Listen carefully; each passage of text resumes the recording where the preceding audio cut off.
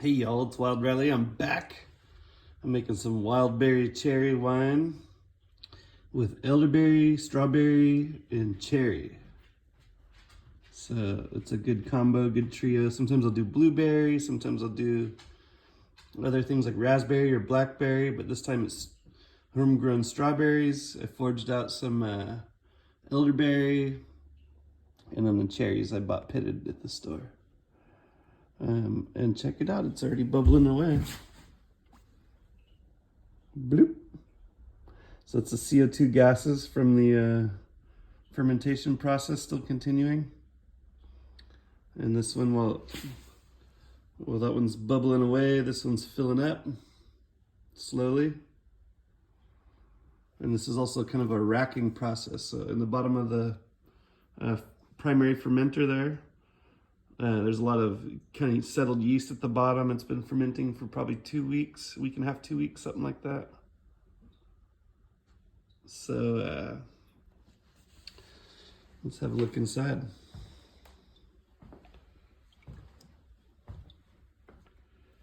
So it's a great way to hang your bags off the side using the latches on the side of this bucket. White plastic is typically food grade. And this is just a seed and feed bin, a 17-gallon bin that I got at the Tractor Supply a few years ago.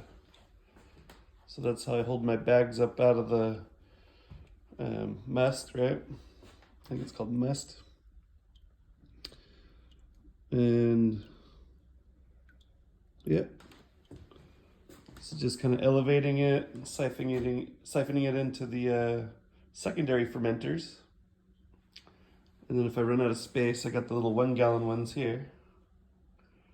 And it's gonna spend another 2 weeks or so, week or two, until it stops bubbling. Until the airlocks quit bubbling, or it's over a minute between bubbles or so. And then it'll go to the third fermenter. 5-gallon fermenters. These are like 6.5 or something. So yeah, making some homemade wine. I prefer to drink it. It smells amazing right now. Tastes amazing when it's ready, especially after aging for another 6 months to a year. Then it's really tasty and strong too. So there's something you can do for not too much of a startup cost. You can do it on a lot smaller scale, but this system seems to work with the 17-gallon, the 2 6-gallon fermenters, and then a 6.5. So that takes it to 15. I don't always fill it up all the way to the top. You can kind of see the ring. Right, I leave a little head space for the froth, and it does bubble up to the top, so I left just enough. And then, yeah, always have a little bit of backup, even if it's a 5-gallon bucket or something to overspill into. And so while those are fermenting, I'll kind of just sip off of these and just leave them in the bottles as the wine bottles kind of age. So the corked wine bottles will continue to age, and then I'll kind of sip on those occasionally just to see how the progress is. So it's a cool thing about those little 1-gallon ones. And if it doesn't quite reach to the top for some reason, then I'll just add a little bit of clean water or a little bit of wine from some of my other bottled wines just to top it off. Because at this stage, you don't really want you don't want oxygen in there, because otherwise there's a possibility that your wine will turn to vinegar.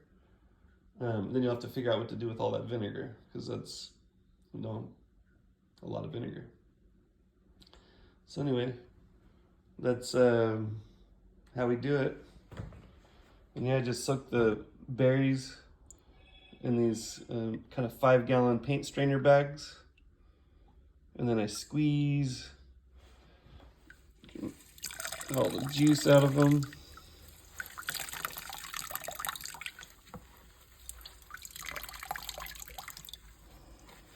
And it adds a lot of color to the wine too, a lot of flavor, a lot of medicinal value, and elderberry too. He's getting into that wine, so it's like a good, you know, have a glass or two of that wine in the evenings, in the summer, even in the winter. And that elderberry juice is good. And then the homegrown strawberries, no herbicide, no pesticides. And then the cherries are just really good flavor, cherry wine. And the elderberry's got good flavor too. The yeast is what's the best thing on the elderberries. That wild elderberry yeast is like, people collect that just for the yeast. And then they use the elderberry yeast to ferment other stuff. So that's how we do it. Thanks for watching, and hope that you start your own batch. Wild Riley out.